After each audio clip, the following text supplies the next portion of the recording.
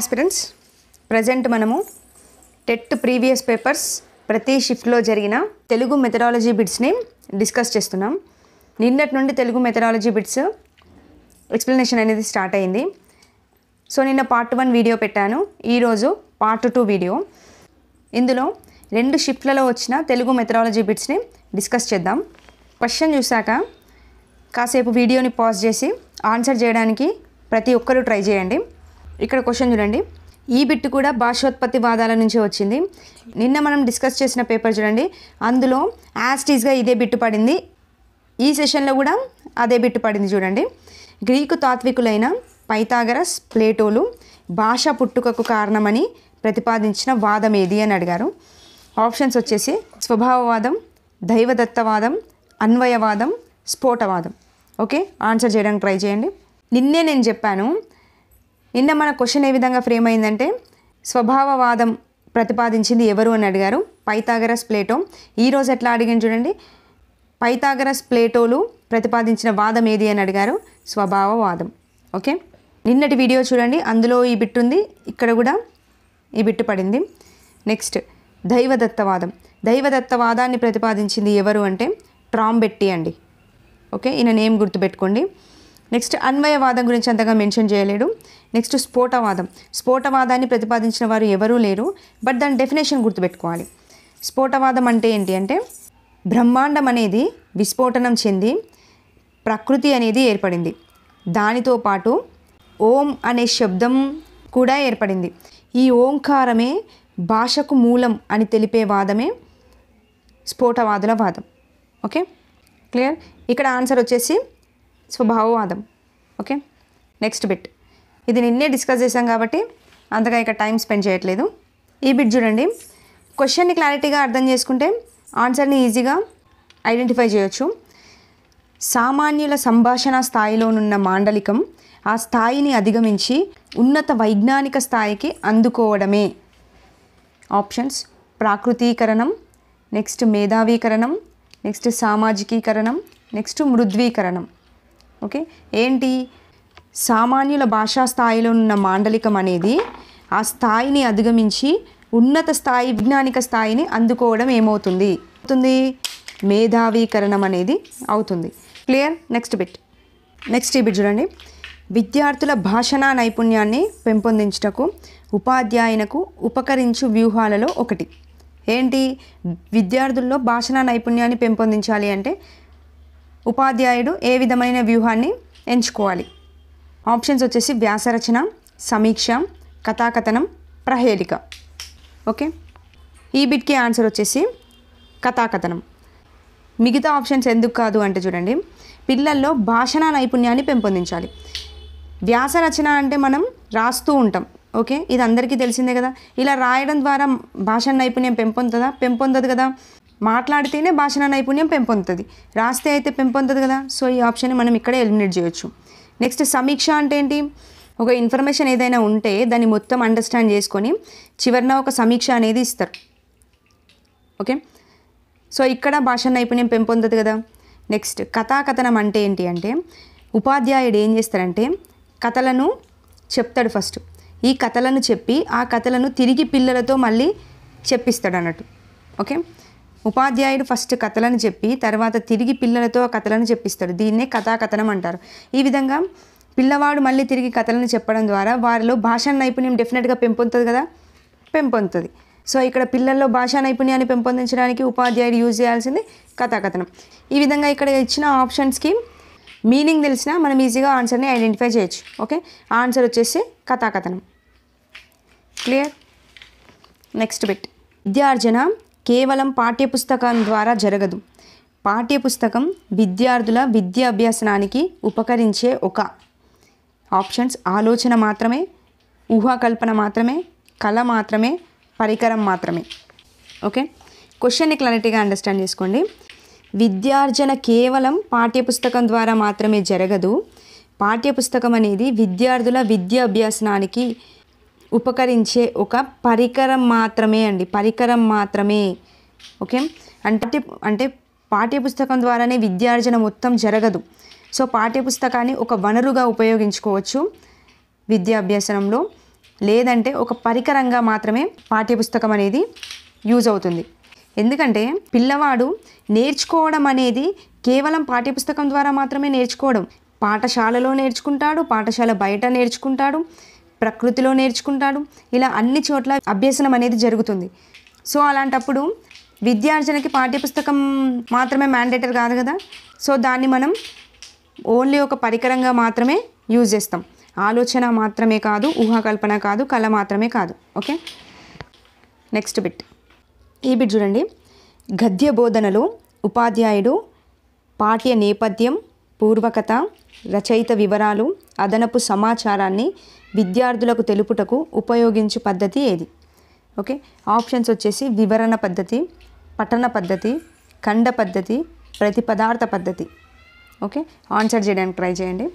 ఇక్కడ ఆన్సర్ ఏంటి అంటే వివరణ పద్ధతి. ఎందుకు అంటే చూడండి, గద్య బోధనలో ఉపాధ్యాయుడు ఫస్ట్ పాఠ్య నేపథ్యం చెప్పాలి, నెక్స్ట్ దాని యొక్క పూర్వ కథ చెప్పాలి, రచయిత వివరాలు చెప్పాలి, అదనపు సమాచారాన్ని చెప్పాలి. ఓకే, అంటే ప్రతి దాన్ని కూడా వివరంగా వివరించాలి. అలా వివరంగా వివరించేది ఏ పద్ధతిలో వస్తుంది అంటే వివరణ పద్ధతిలో వస్తుంది. ఓకే, మరి పఠన పద్ధతి కాదు. పఠన పద్ధతి అంటే ఏంటి అంటే చూడండి, ఉపాధ్యాయుడు ఏం చేస్తారంటే ఒక పాఠాన్ని 1కి 2 సార్లు ఫస్ట్ ఆదర్శ పఠనం చేస్తాడు. ఈ ఆదర్శ పఠనం చేసిన తర్వాత కొందరు విద్యార్థుల చేత వారికి ప్రకాశ పఠనం చేయమని చెప్తాడు. ఓకే, ఈ విధంగా ప్రకాశ పఠనం చేయించే పద్ధతినే పఠన పద్ధతి అంటారు. దీంట్లో ఇక్కడ పైన ఇచ్చిన ఇవన్నింటినీ కూడా ఇంప్లిమెంట్ చేయవచ్చా? చేయరాదు కదా. సో అందుకే మనకి పఠన పద్ధతి కాదు. నెక్స్ట్ ఖండ పద్ధతి కాదు. ఎందుకు కాదు ఖండ పద్ధతి అంటే, ఫస్ట్ ఒక పాఠాన్ని బోధించేటప్పుడు ఏం చేస్తారంటే ప్రతి పదాన్ని ఇట్లా ఖండాలుగా విడగొట్టేస్తారు అన్నట్టు. విడగొట్టేసి ఆ ప్రతి పదానికి కూడా అర్థం తెలుపుతూ ఆ ప్రతి పదాన్ని వివరిస్తూ బోధన చేసే పద్ధతే ఖండ పద్ధతి. ఓకే, సో దీంట్లో ఇక్కడ ఇచ్చినవన్నీ కూడా ఇంప్లిమెంట్ చేయవచ్చా? చేయరాదు కదా. సో మనకి ఇది కాదు. నెక్స్ట్ పదార్థ పద్ధతి. ఇది మనకి గద్య బోధనలో యూజ్ చేయము, పద్య బోధనలో మాత్రమే యూజ్ చేస్తాం. సో మనకి ఇది కాదు. ఓకే, ఇక్కడ పాఠ్య నేపథ్యం కానీ పూర్వ కథ కానీ రచయిత వివరాలు కానీ అదనపు సమాచారాన్ని విద్యార్థులకు తెలుపుటకు ఉపయోగించే పద్ధతి వివరణ పద్ధతి. Clear? I hope you understand. Next bit. ఈ బిట్ చూడండి. ఈ బిట్ కూడా నిన్నటి వీడియో ఎవరైనా చూడని వాళ్ళు ఉంటే చూడండి, అందులో కంప్లీట్ ఇన్ఫర్మేషన్ ఇచ్చాను. సో నిన్నటి వీడియో చూస్తే ఈ బిట్ ఈజీగా ఆన్సర్ చేసేస్తారు. బోధన అభ్యసన ప్రక్రియ జరుగుతూ ఉన్న సమయంలో పిల్లల అభ్యసనాన్ని అంచనా వేసే మూల్యాంకనం ఏది? ఏంటి? బోధన అభ్యసన ప్రక్రియ జరుగుతూ ఉన్న సమయంలో అభ్యసనాన్ని అంచనా వేసే మూల్యాంకనం. సంగ్రహణాత్మక మూల్యాంకనమా, నిర్మాణాత్మక మూల్యాంకనమా, అంశ మూల్యాంకనమా, ప్రామాణిక మూల్యాంకనమా? ఆన్సర్ చేయడానికి ట్రై చేయండి. ఓకే, ఆన్సర్ వచ్చేసి నిర్మాణాత్మక మూల్యాంకనం. ఇదేంటి? బోధన జరుగుతూ ఉన్న సమయంలో మనకి ఉపయోగించే మూల్యాంకనం నిర్మాణాత్మక మూల్యాంకనం. మరి సంగ్రహణాత్మక మూల్యాంకనం కాదు. ఎందుకు అంటే సంగ్రహణాత్మక మూల్యాంకనం అంటే బోధన పూర్తయిన తర్వాత ఉపయోగించే మూల్యాంకనమే మనకి సంగ్రహణాత్మక మూల్యాంకనం, కాబట్టి అది కాదు. అంశ మూల్యాంకనం కాదు, ప్రామాణిక మూల్యాంకనం కాదు. క్లియర్? Next bit. ఇది చూడండి, చిన్న లాజిక్ బిట్. ఇది కూడా పరిశీలనలు, ముఖాముఖి, శోధనా సూచికలు, వ్యక్తి అధ్యయనం వంటి మూల్యాంకన అంశాలని ఇలా అంటారు. ఆప్షన్స్: మనోవైజ్ఞానిక పద్ధతులు, ప్రవర్తన అధ్యయన పద్ధతులు, లోప నివారణ పద్ధతులు, అప్రామాణిక పద్ధతులు. ఓకే, దేని కిందకి వస్తుంది? పరిశీలన అంటే పరిశీలన చేయడం ద్వారా ఒక వ్యక్తి యొక్క బాహ్య ప్రవర్తనను తెలుసుకోవచ్చు కదా, అవునా? రైట్. ముఖాముఖి అంటే ఇంటర్వ్యూస్ ద్వారా కూడా వ్యక్తి యొక్క ప్రవర్తనను అధ్యయనం చేయొచ్చు కదా. ఎస్. నెక్స్ట్ శోధనా సూచికల ద్వారా కూడా వ్యక్తి ప్రవర్తనని అధ్యయనం చేయొచ్చు. నెక్స్ట్ వ్యక్తి అధ్యయన పద్ధతి అంటే మన కేస్ స్టడీ కూడా వ్యక్తి యొక్క ప్రవర్తనను అధ్యయనం చేయడానికి యూజ్ చేస్తాం కదా. అంటే ఈ 4 కూడా మనకి ప్రవర్తన అధ్యయన పద్ధతుల కిందికి వస్తాయి, అవునా? సో మనకు ఆన్సర్ వచ్చేసి ప్రవర్తన అధ్యయన పద్ధతులు. క్లియర్? మనోవైజ్ఞానిక పద్ధతులు కాదు, లోప నివారణ కాదు, అప్రామాణిక కాదు. ఓకే, అంటే పైన మనకి ఇచ్చిన క్వశ్చన్లో దానికి సంబంధించిన మ్యాటర్ అనేది మనకు స్ట్రైక్ అయింది అంటే మనం ఈజీగా దీనికి ఆన్సర్ పెట్టవచ్చు. క్లియర్? Next bit. ఈ బిట్ చూడండి. వ్యాకరణ అంశాల బోధనలో వ్యాకరణ పద్ధతి, ఆధునిక పద్ధతి, ఉదాహరణ పద్ధతి అని వ్యవహరింపబడు బోధనా పద్ధతి ఏది? ఓకే, ఆప్షన్స్ వచ్చేసి నిగమోపపత్తి పద్ధతి, అనుకరణ పద్ధతి, నెక్స్ట్ అనుమానోపపత్తి పద్ధతి, నెక్స్ట్ అభివర్ణన పద్ధతి. ఓకే, ఆన్సర్ చేయడానికి ట్రై చేయండి. రైట్, ఇక్కడ మనకు ఒక హింట్ ఏంది అంటే ఉదాహరణ పద్ధతి. ఇప్పుడు చూడండి, మనకి సైన్స్ సోషల్ మెథడాలజీలో ఆగమన పద్ధతి ఉంటుంది, నిగమన పద్ధతి ఉంటుంది. అవునా, తెలుగులో కూడా ఆగమన పద్ధతి ఉంటుంది, నిగమన పద్ధతి ఉంటుంది. బట్ వీటికి నేమ్స్ అనేవి డిఫరెంట్గా ఉంటాయి. ఓకే, ఆగమన పద్ధతిని ఏమని పిలుస్తారు అంటే ఇక్కడ అనుమానోపపత్తి పద్ధతి అని పిలుస్తారు. నిగమన పద్ధతిని ఏమని పిలుస్తారు అంటే నిగమోపపత్తి పద్ధతి అని పిలుస్తారు. ఓకే, ఇప్పుడు మనకు ఆగమన పద్ధతి అంటే ఏంటో తెలుసు. ఆగమన పద్ధతిలో ఏంటి, మనం తెలిసిన విషయాల నుండి తెలియని విషయాలకు వెళ్తాం. అవునా, అంటే దీంట్లో మనం డైరెక్ట్గా సూత్రానికి అనేది వెళ్ళం. ఏం చేస్తాము, ఉదాహరణల ద్వారా మనం సూత్రాన్ని ప్రతిక్షేపించుకుంటాం. అవునా, దీన్నే మనం ఏమంటాం, ఆగమన పద్ధతి అంటాం. మరి నిగమన పద్ధతిలో ఏం చేస్తాం, డైరెక్ట్గా ఇందులో సూత్రాన్నే యూజ్ చేస్తాం. అంటే తెలియని విషయాల నుంచి తెలిసిన విషయాలకు వెళ్తూ డైరెక్ట్గా సూత్రాన్ని ఇంప్లిమెంట్ చేసేది మనకి నిగమన పద్ధతి. ఉదాహరణల ద్వారా వెళ్ళే పద్ధతి మనకి ఆగమన పద్ధతి. సో మనకి ఇంటి ఇచ్చారు చూడండి, ఉదాహరణ పద్ధతి. ఉదాహరణల పద్ధతి అని దేని పిలుస్తారు, ఉదాహరణల ద్వారా వెళ్ళే పద్ధతి ఏది మనకి, ఆగమన పద్ధతి. తెలుగులో దీన్ని ఏమని పిలుస్తాము, అనుమానోపపత్తి పద్ధతి అంటాం. అంటే ఆన్సర్ వచ్చేసి అనుమానోపపత్తి పద్ధతి. క్లియర్, ఇది ఈ వీటి యొక్క ఎక్స్ప్లెనేషన్. ఈ అనుమానోపపత్తి పద్ధతికి ఇంకా నేమ్స్ ఏమేమి ఉంటాయంటే వైయాకరణ పద్ధతి అని, నవీన పద్ధతి అని, ఆధునిక పద్ధతి అని, ఆగమన పద్ధతి అని వివిధ రకాల పేర్లు ఉంటాయి. ఆ నేమ్స్ కూడా డెఫినెట్గా చూసుకోండి. క్లియర్, ఇది నిగమోపపత్తి పద్ధతి కాదు. ఎందుకు, ఇందులో సూత్ర పద్ధతి అని ఇస్తే మాత్రం మనకి నిగమోపపత్తి పద్ధతి అవుతుంది. బట్ ఇక్కడ ఉదాహరణ పద్ధతి ఇచ్చాడు కాబట్టి ఇది కాదు. అనుకరణ పద్ధతి అయితే కాదు, అభివర్ణన పద్ధతి కాదు. క్లియర్, నెక్స్ట్ ఈ బిట్ చూడండి. మన రాష్ట్రంలో ప్రస్తుతం వాడుకలో ఉన్న తెలుగు పాఠ్యపుస్తకాల తయారీలో ప్రధానంగా దృష్టి అందించుకున్న అంశాలలో ఒకటి. ఓకే, అంటే మన రాష్ట్రంలో ప్రస్తుతం వాడుకలో ఉన్న తెలుగు పాఠ్యపుస్తకాలు అనేవి ఏ విధంగా ఉన్నాయి అనేది క్వశ్చన్. చూడండి, ఫస్ట్ ఆప్షన్ సాహిత్య ప్రధాన అంశాలకే ప్రాధాన్యతనిచ్చటం. నెక్స్ట్ భాషాశాస్త్ర మౌలిక స్వభావాలను విస్తృతంగా పరిచయం చేయటం. నెక్స్ట్ తెలుగుపై ఇతర భాషల ప్రభావాన్ని తెలియజెప్పటం. నెక్స్ట్ బట్టి విధానాలకు బదులు అర్థవంతమైన చర్యలు, కృత్యాల కల్పన. ఓకే, ఫస్ట్ ఆప్షన్ చూడండి, సాహిత్య ప్రధాన అంశాలకే ప్రాధాన్యతనిచ్చటం. ప్రస్తుతం ఉన్న తెలుగు పాఠ్యపుస్తకాలు జస్ట్ సాహిత్య ప్రధాన అంశాలకే ప్రాధాన్యతనిచ్చాయా, లేదు కదా. సో ఈ ఆప్షన్ అనేది రాంగ్. నెక్స్ట్ భాషాశాస్త్ర మౌలిక స్వభావాలనే విస్తృతంగా పరిచయం చేయటం. భాషాశాస్త్ర మౌలిక స్వభావాలు మాత్రమే విస్తృతంగా ఉంటాయి, అందులో ఉండవు కదా. సో ఈ బిట్ ఆన్సర్ అవ్వదు. నెక్స్ట్ తెలుగుపై ఇతర భాషల ప్రభావాలను తెలియజెప్పుట.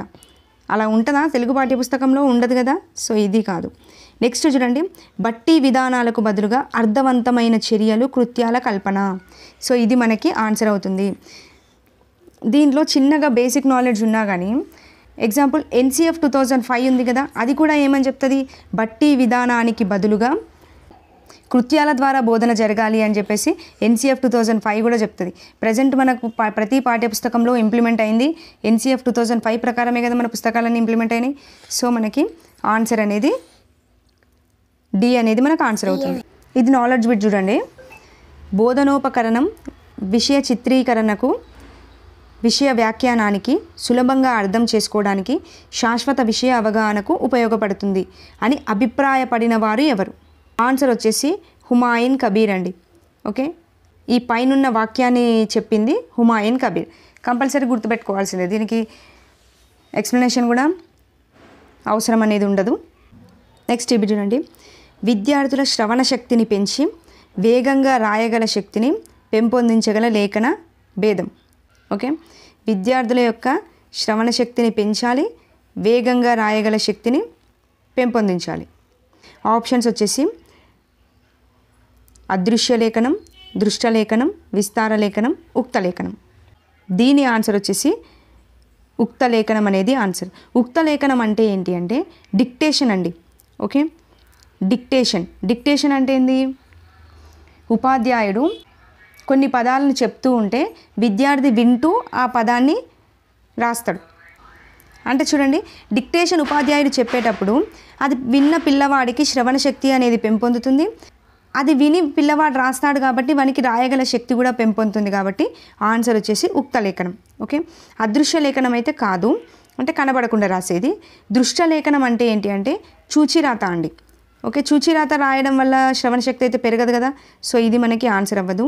విస్తార లేఖనం కూడా అవ్వదు. అసలు విస్తార లేఖనం అంటే ఏంటి అంటే సంక్షిప్తంగా క్లుప్తంగా ఉన్న విషయాన్ని విస్తృతంగా వివరించి రాస్తే దాన్ని విస్తార లేఖనం అంటారు. ఓకే, దీంట్లో పిల్లవాడు విననైతే వినడు కదా, సో అందుకే మనకి విస్తార లేఖనం కాదు. ఉక్త లేఖనం అంటే డిక్టేషన్ కాబట్టి డిక్టేషన్లో ఉపాధ్యాయుడు చెప్పింది వింటూ రాస్తాడు. దీని ద్వారా శ్రవణ శక్తి అనేది పెరుగుతుంది, వేగంగా రాయగల శక్తి కూడా పెరుగుతుంది. ఓకే, ఈ విధంగా బిట్ని అనాలిసిస్ చేయాలి. నెక్స్ట్ ఈ బిట్ చూడండి. పిఐఈ మీద కొంచెం టచ్ ఉన్న ఈ బిట్ని చేయొచ్చు. బోధనా మాధ్యమంగా మాతృభాషా ప్రాధాన్యతను 1910లో నొక్కి చెప్పింది ఎవరు? ఏ ఇయర్? 1910. ఆప్షన్స్ వచ్చేసి హార్టాగ్ కమిటీ నివేదిక, నెక్స్ట్ వుడ్స్ నివేదిక, నెక్స్ట్ హరిజన పత్రికలోని గాంధీజీ చేసిన ప్రతిపాదన, నెక్స్ట్ గోపాలకృష్ణ గోఖలే ప్రవేశపెట్టిన బిల్లు. ఓకే, మనకి ఇక్కడ 1910 అని ఇచ్చాడు. ఇప్పుడు హార్టాగ్ కమిటీ ఎప్పుడు వచ్చింది? మనకి 1929లో వచ్చింది, అవునా? వుడ్స్ కమిటీ ఎప్పుడు వచ్చింది? 1854లో వచ్చింది, అవునా? హరిజన పత్రికలో గాంధీ చేసిన ప్రతిపాదన అంటే ఇది ఎప్పుడు వచ్చింది? గాంధీ బేసిక్ ఎడ్యుకేషన్ 1937లో వచ్చింది. గోపాలకృష్ణ గోఖలే ప్రవేశపెట్టిన బిల్లు, ఈ తీర్మానం ఎప్పుడు వచ్చింది? 1911లో వచ్చింది, అవునా?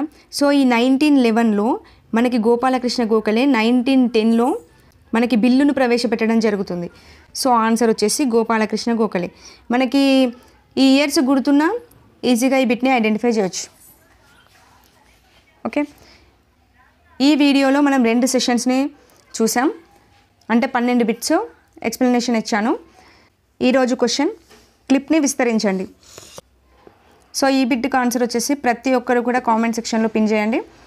ఓకే, వీడియో యూస్ఫుల్గా అనిపిస్తే మాత్రం డెఫినెట్గా ప్రతి ఒక్కరూ లైక్ చేయండి. నెక్స్ట్ వీడియోతో మళ్ళీ కలుద్దాం. థ్యాంక్ యూ అండి. Thank you for watching.